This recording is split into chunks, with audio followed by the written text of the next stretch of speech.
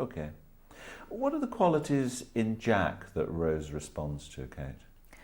I think his open heart and his wisdom that he seemed to be unaware of, and he was a free spirit. You know, I mean, he says, "I'm a tumbleweed blowing in the wind," and he was, and I think that was something she always wanted to be, but only fascinated about. And the other way around, what is it about? Fascinated, fantasized.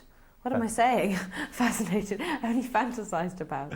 And the other way around, what is it about Rose that draws Jack to her?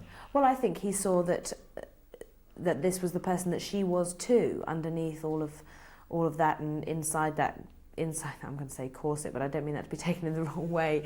You know, inside that little repressed person was this really, really desperate, open-hearted, honest girl, and I think, you know, they bonded. And how they do bond, but how do they transform each other? I think what Jack gives Rose, as I was saying, everything she needs at that perfect point in her life, and I don't think she ever thought she was going to encounter that. And at the same time, I think she gives him. Hello. For a moment. Okay. And we've been talking about what attracts Jack to Rose and Rose to Jack, and you'd answered both of those very nicely. And I was saying that how do the lovers actually transform each other? I think the transformation takes place in that two people who share the same desires and passions in life meet in an extraordinary way, and it was unconditional, and they nothing could be done. I mean, it was sort of meant to be, I think, as it were, and I think that's very very true to life. There's a feminist subtext, well, not so much a subtext to your character, really, to the character of Rose, isn't there? A feminist subtext? In what sense do you mean? I don't know, because I haven't seen the film. But I presume... Well, here we have a very, very strong young woman living a life that did not allow women to be strong. And she was. I mean, I certainly hope that that's what comes across on screen, because that was what I was aiming at. And, you know, women were brought up to be the China doll, and she wasn't going to be that. And he gave her license through loving her to be who she was. And I think she did the same back for him, added more depth to his life, and made him realise that he could feel in the way that he did. When you sort of sort through your memory bag of the months you spent on Titanic, various moments, what do you think was the scariest moment? The scariest moment for me was probably when we were doing, Leo and I were doing this, there's a scene when we're trapped behind a gate, and we have to break the gates free to get out, and we do get out, and we continue to go on and still have a hard time for a bit. But that was the scariest moment for me, because the water comes flooding in, and I mean, we forgot the temperature of the water by that point, because your adrenaline's just pumping, and we were so sort of within the moment that was happening. But it was frightening, because I mean, I knew it worked on hydraulics, and I knew that water level was going to stop at the right point, and there was no way we were going to drown. But we were in a little confined space. And it was frightening. It was frightening. And the most moving? The most moving for me was most definitely the scene at the end when Leo and I we fight it out, and we go down with the ship, and we surface, and we find the driftwood, and there's a scene that takes place when we're under the stars and things are quieter, and that for me was the most moving. And the most overwhelming. The most overwhelming, I think, has to be all the scenes on Southampton Dock at the beginning, because it was, I mean, as amazing as it looks to see on screen, it was more amazing to be there and be a part of that, and to realise that we weren't in Southampton at all, we were in Mexico.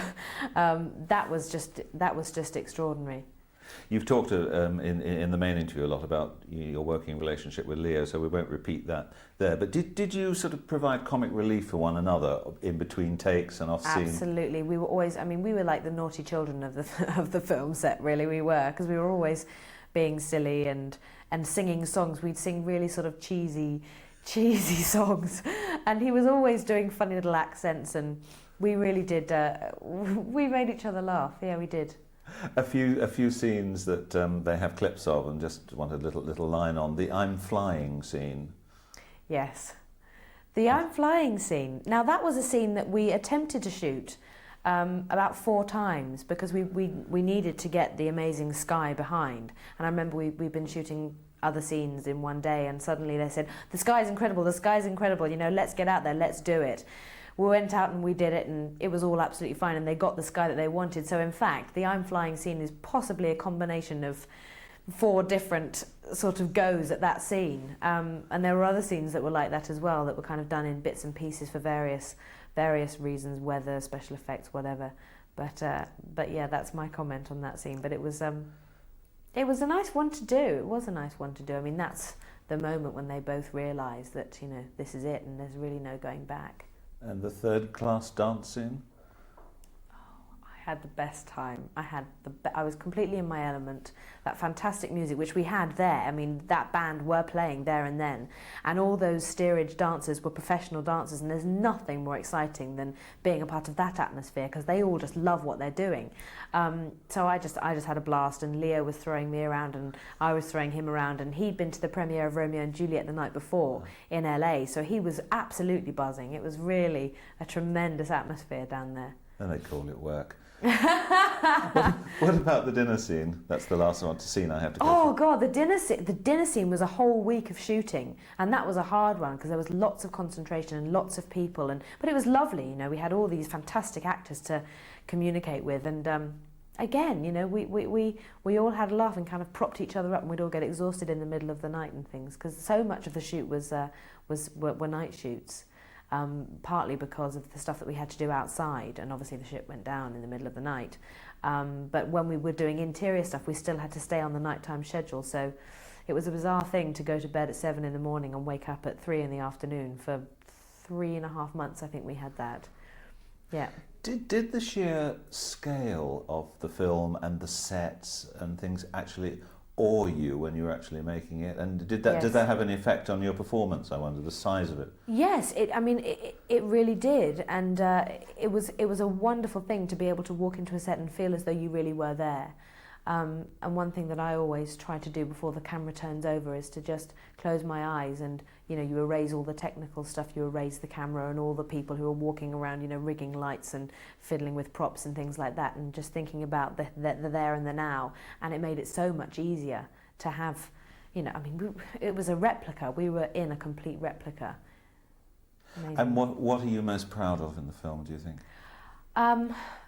I'm most proud of the fact that the love story breaks your heart. You know, it's not about a sinking ship. It's not another Titanic movie. It really is a love story, and that's what it always was for me. And I was determined that that was the thing that was going to come through, and I really believe that it does. That's the thing I'm the proudest of.